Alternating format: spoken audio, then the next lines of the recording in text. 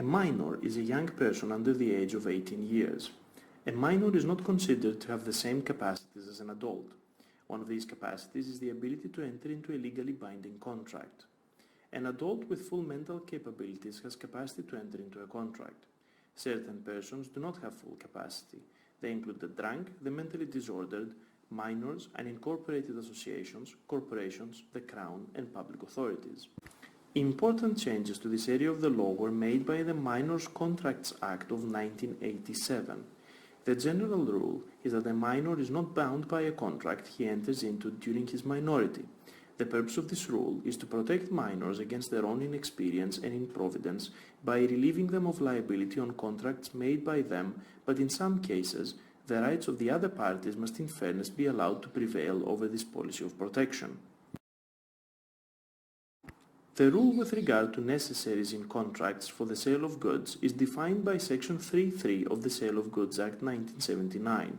The definition states that necessaries are goods suitable to the condition in life of the minor and to his actual requirements at the time of the sale and delivery. Note that necessaries does not mean necessities, but goods which are suitable to the minor's condition in life and his actual requirements.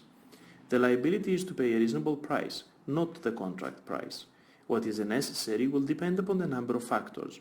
See, for instance, Nash versus Inman in 1908 and Peters versus Fleming from 1840.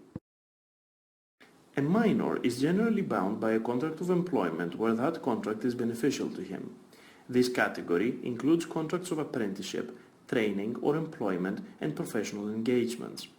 As to the overriding requirement that the contract as a whole must be beneficial to the minor, see for example Doyle versus White City Stadium from 1935 and Chaplin versus Leslie Frewen from 1966.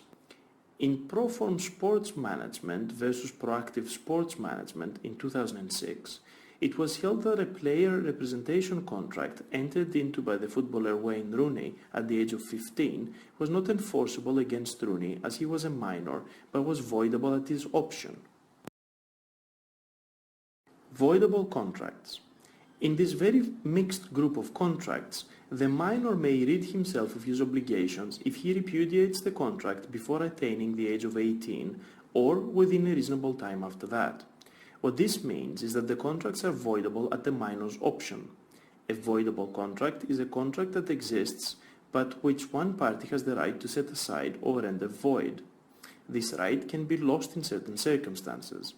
The most common of these circumstances is the intervention of a third party who has acquired rights following from the voidable contract.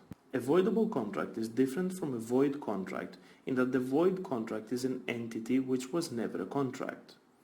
The Minors Contracts Act 1987 restores the possibility of ratification and provides in Section 3 a new remedy of restitution in favor of the other contracting party.